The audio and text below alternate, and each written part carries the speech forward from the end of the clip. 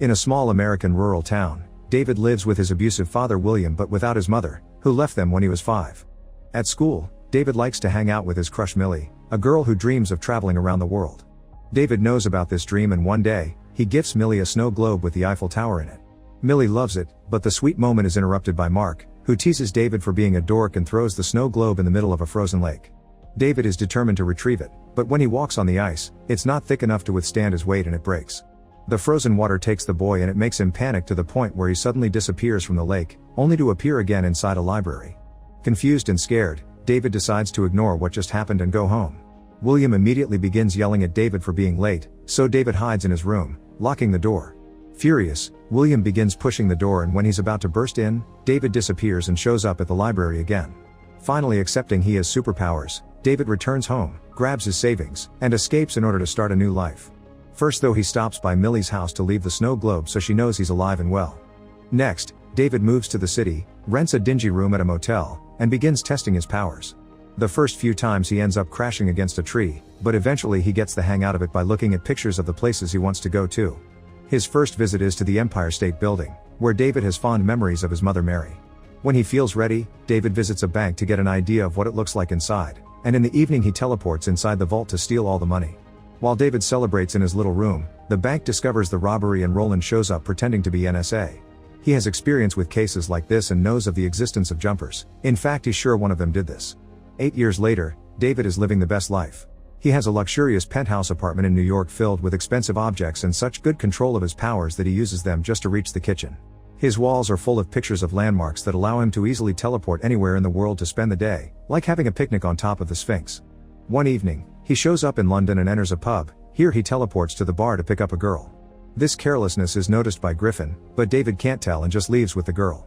Meanwhile, a jumper teleports in the middle of a tropical jungle, only to get caught in a net of wires that keep tasing him and stop him from teleporting again. This trap was set up by Roland and his men. They call themselves the Paladins and hunt down jumpers because they think they're an abomination. Roland kills the boy with no hesitation, then he gets a call about their next lead. Moments later, David returns to his apartment and finds Roland there, who has brought all the notes David has left in bank vaults through the years. David tries to kick him out, but Roland responds by hitting him with a special baton that shocks him with 1000 volts of electricity that don't let David teleport further than a few feet inside the apartment. A fight ensues and after lots of struggling, David manages to teleport inside a hidden room in his wall, cutting the baton cable. Roland follows the cable and begins breaking down the wall, but David just grabs a bunch of money and teleports away. Not giving up, Roland looks at the pictures and sends his men to all of David's usual jump sites. He also looks at David's stuff and finds an old picture of Millie. Seconds later, David appears in his old room. William hears a noise from downstairs and rushes to try to meet with his son, saying he feels like he's crazy and that David is welcome anytime. David only assures William that he isn't crazy before disappearing again. The next morning, David considers visiting William for good, but he can't bring himself to talk to him. Instead he goes to Millie's house, and Millie's mother is so shocked to learn David is alive that she hugs him. She informs David that Millie is working at the local bar and David heads there, only to feel like a coward again as soon as he sees older Millie. David tries to leave without being noticed and bumps into older Mark, who immediately recognizes him and begins asking questions. His outburst is overheard by Millie, who reveals she saw David when he arrived and was waiting for him to say something. This makes Mark jealous and he tries to make a move on Millie, causing David to punch him for it. This triggers a fight that ends up outside, giving David the chance to push Mark through a fence and teleport him away while nobody is watching. They appear inside the bank vault David robbed, and David threatens Mark with worse before he jumps away, leaving Mark in the vault as punishment. Afterward, David returns to the bar and finally has a chat with Millie, who dropped her dreams of traveling because she had to face the reality of having a job. David tells her he works in banking and invites her to come to Rome with him, which Millie obviously accepts. All this is overheard by Griffin, who somehow is in the bar too. Meanwhile, Roland arrives at the police station pretending to be CIA and punches the detective when he isn't believed. Then he interrogates Mark, promising he does believe the crazy story about teleportation. Relieved to have found an ally, Mark tells Roland everything about David and Millie. Roland immediately calls his men to send them to Italy. A few hours later, David and Millie arrive in Rome and check in at a very luxurious hotel. Millie starts getting suspicious of David's real job, but he swears he isn't lying. The two of them end up getting frisky for a while before they finally leave the hotel and enjoy the beauty of Rome while Griffin watches them from afar. Eventually, David and Millie try to enter the Colosseum, but it's already closed for the day. While Millie is distracted, David teleports inside to get a side door open and pretends he found it like that. The couple wanders around and enjoys the history behind these views, with David pulling the same trick whenever they find a locked door. When he tries to gain access to the lower area, he bumps into Griffin relieving himself on a pillar. David tries to ignore him, but Griffin suddenly teleports in front of him and reveals there are jumpers all over the world.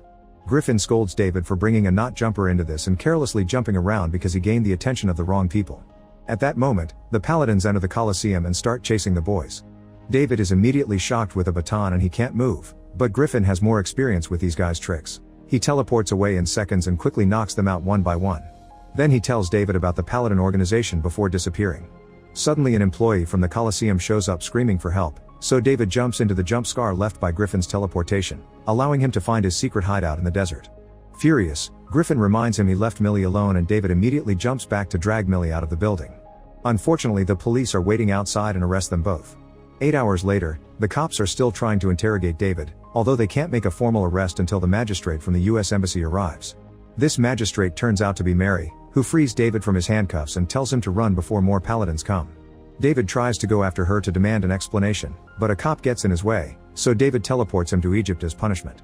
Then David returns to the station and tells Millie the cops let them go just like that. Millie doesn't believe it can be this easy, but David asks her to trust him and takes her to the airport. Not understanding why they're running if things are supposedly fine, Millie demands an explanation. David shows her all the money in his bag but doesn't give her any answers. He only tells her they can't be together anymore. Feeling betrayed, Millie flies back to her hometown alone. Meanwhile, Roland's team calls him to inform him they were defeated, almost as if someone knew they were coming. Then Roland visits William, who pretends he hasn't seen his son in 8 years. William also admits that even if he does see David, he won't tell the police, which Roland doesn't appreciate.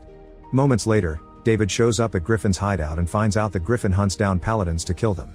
It turns out paladins have been doing this for centuries, and they're responsible for things like the witch trials and the Inquisition. Griffin points out that if they can't get a jumper, they'll attack their loved ones, making David worried. Millie is safe for now because she's on a long flight, so David teleports to his old home and is devastated to find William dead on the floor. Grief doesn't allow David to think straight and he teleports William to the hospital, but there's nothing the doctors can do to save him. Furious, David goes to the police station and threatens Mark until he admits he was the one that told Roland everything about their hometown, including David's feelings for Millie. David realizes he must catch Roland before Millie lands in the US, so he teleports to Griffin's hideout to try to steal his paladin research. Griffin doesn't let him, explaining that unlike the henchman, Roland is too dangerous. This makes David think they should team up to defeat him, but Griffin turns him down, saying he prefers to work alone. Then Griffin teleports to Tokyo and David follows him to keep bothering him about teaming up. Griffin prefers to steal a scar to have some fun, and brings David along, showing him how he can make the car jump along on the road. David never jumped with something this big, and Griffin confesses he once knew a guy that tried to teleport a whole building but died in the process. After David asks for the millionth time, Griffin accepts to team up as long as David doesn't contact him ever again. Afterward, the two of them teleport to the airport, but it's too late, Millie already landed and left. David goes to the bar to ask for her, and a waitress tells him Roland's been around asking for Millie too. Next, David teleports to Millie's apartment and is relieved to discover she's fine. Millie doesn't want to see him, but David can hear the paladins approaching, so he begins confessing everything, teleporting to grab the snow globe on the shelves to prove it to her. This terrifies Millie and she tries to run away, thus David has no choice but to grab her and take her to Griffin's hideout. This makes Griffin furious because he knows the paladins have a machine that allows them to open wormholes on the scar left by the jumps. In the meantime, Roland and his men arrive at Millie's apartment and do exactly as Griffin feared. While waiting for the wormhole to open, the boys hide, and David discovers that Griffin's research includes his own mother because Mary is a paladin too. At that moment, Roland arrives and captures David with his electrical wires. When he's about to kill him, Griffin cuts in with a flamethrower and begins fighting Roland. To counter Roland's use of technology, Griffin teleports to the city to grab a bus and bring it back, making it fall on Roland. Unfortunately, Roland is fine, so Griffin uses the flamethrower again to push him back into the wormhole, then he follows him to continue fighting him at Millie's apartment. Meanwhile, Millie cuts the wires to save David and makes him promise he'll leave her alone after taking her home. David accepts but also confesses she's been his only love since they were kids. The sweet moment is interrupted by Griffin, who comes back with the paladin's machine, thinking they won't be followed anymore. However, Roland uses the jump scar Griffin left to launch a hook that captures Millie and brings her to the apartment right before the scar closes. David wants to go to save Millie, but Griffin begins preparing a bomb to take it to the apartment and kill all the paladins once and for all, not caring if Millie also dies in the process. Unwilling to lose Millie, David grabs the bomb and drops it at the Colosseum. Griffin immediately follows him and the two of them start fighting over the detonator as they teleport all over the world. Eventually they make it to the top of the Empire State Building, so David throws the detonator away and they have to jump after it. A new series of jumps begin, and Griffin teleports a truck to hit David when they make it to a Chechen battlefield. Ignoring the war around them, Griffin retrieves the detonator, but at that moment David jumps on him and pushes him against a pylon with enough current to keep Griffin trapped for a while. Afterward, David teleports back to Millie's apartment and finds her tied to the wall. As soon as he tries to rescue her, Roland attacks him with the baton and captures him too. Then Roland gets ready to kill him, but Millie apologizes for misjudging everything, and this gives David the support he needs to take his powers to the next level. Suddenly, the whole room disappears from the building and is teleported to the middle of the Huron River. David is feeling dizzy underwater, so Millie swims to him to ground him, helping him teleport again into the old library. After Millie wakes David up with a slap, David notices Roland is still around. He teleports Millie to a safe spot before jumping on Roland to take him to an isolated cave in the middle of the Grand Canyon. Before leaving, David points out that he's a good person because he could have left Roland with the sharks, yet he didn't. Many days later, David follows some clues about his mother to a house in a snowy area. He discovers Mary has a new life with a daughter here, and Mary admits she left him because she knew about his powers. Mary refuses to leave her job as a paladin and hugs him, explaining that she does love David but the only thing she can offer is a head start. David leaves as he accepts his mother is the enemy and meets with Millie, who leaves with him to a warmer place. Make sure to subscribe and turn on notifications so you can watch more videos like this. Thanks for watching.